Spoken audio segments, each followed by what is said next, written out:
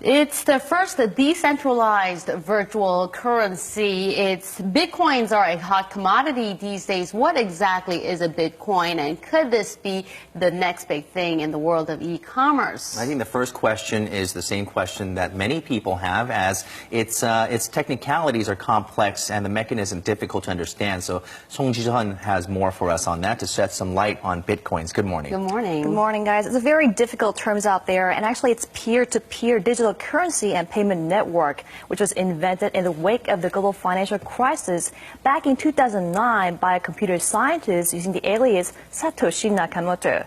But despite the Japanese name, we don't know who he or she is, or whether he's an individual or a group. But speculations are that he could be a European economist who was pessimistic about the current monetary policies and currency inflation. It's a two-way virtual currency without a central bank or administration. It's peer-to-peer traded money.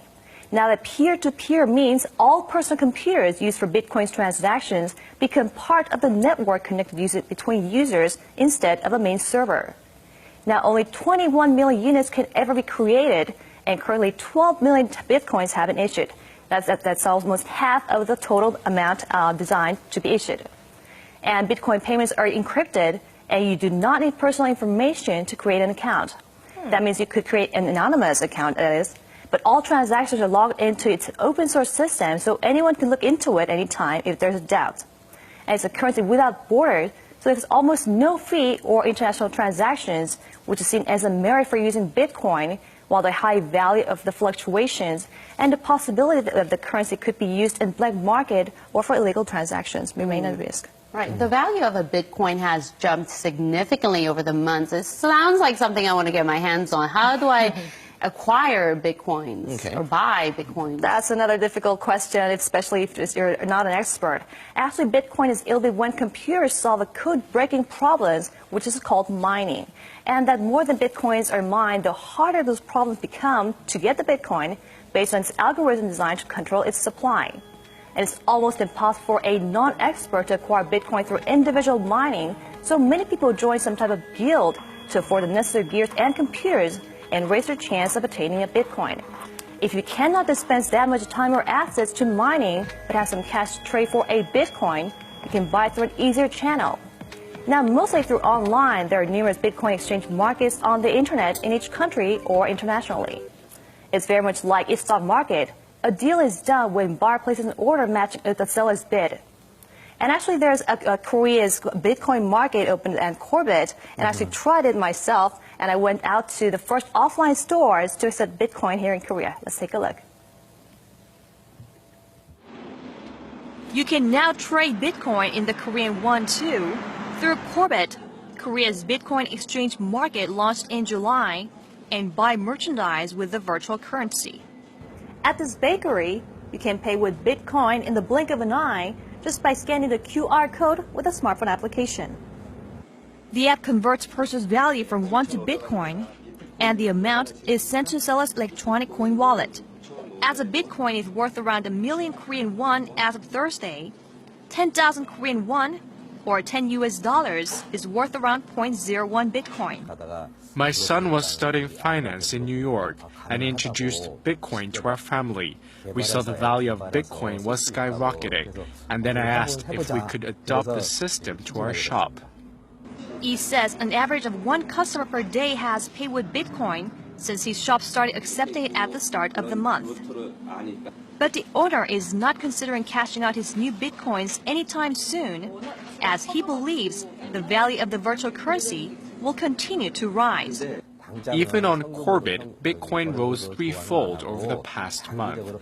I think it will continue to rise as more people get to know it and become interested in it. I'm thinking of keeping all Bitcoins paid by my customers. Most people believe Bitcoin will continue growing in value due to the limited supply and soaring demand. But the wild fluctuations in recent months have some questioning Bitcoin's stability as a currency. A currency needs to show stability and should not be used as an investment for speculation. But many people buy Bitcoin for profit these days. Traditional currencies can be issued and are bound to inflation, but Bitcoin is bound to deflation as the money supply is limited.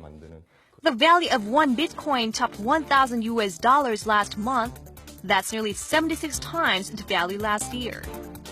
In China, the world's largest Bitcoin market, Bitcoin's value has jumped 91-fold since January 1st this year. As the market has overheated, China has banned financial institutions from using or circulating Bitcoin, but some Western countries recognize Bitcoin and are seeking ways to embrace it as a means of payment. Most central banks see Bitcoin as a legitimate financial service, but say it cannot function as nor replace existing currencies. Thailand has made the transaction of Bitcoin illegal, while Germany and Canada acknowledge Bitcoin as a currency and now seeking measures to tax its transactions. The Bank of Korea held working-level meeting with the Finance Ministry on how to approach Bitcoin, but is yet to publish its official stance. There's no doubt that Bitcoin is the most successful virtual currency to date, and it can also be used to track transactions through its open structure.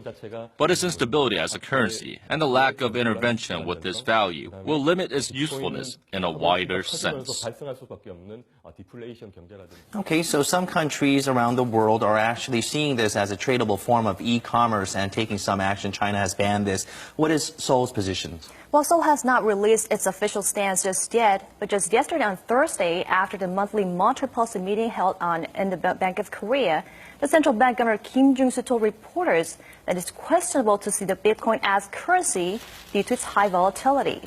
He went on to say it's hard to talk about the future of Bitcoin, but given its limited acceptability, it may be difficult for Bitcoin to develop into non-legal tender. The BOK is preparing a report on whether Bitcoin can become a means of payment and settlement, but it largely remains negative about such a possibility. So the store that you visited that we saw in the report is the only store in Korea that accepts Bitcoin, right? So how likely is it that this will be widely used in the future? Right, just one offline store accepting Bitcoin here in Korea, but you could have more stores abroad, in such as U.S. For example, Nike, you could buy sneakers with Bitcoin, and you could also pay in hotels and restaurants, such as the Marriott and Burger King, as well as Gap, another retailer. And you could also pay a lot of online trades and transactions. So it's actually, we have to wait and see if more offline stores and more institutions will start to accept Bitcoin as a currency. But for now, it's better to see it as an alternative or supplementary payment than as a legal currency. I'm starting to understand this very complicated concept, but until I get a full grasp of this Bitcoin business, I think I'll stick to my good old coins. That's Or right. you could use it as an investment to wait and see if its value keeps going up. Well, I could forget about mining for it because I'll never get that, so I guess I might think about trading for it. Right? All right. Thank you, Ji-sun, for this story. Thank you very much.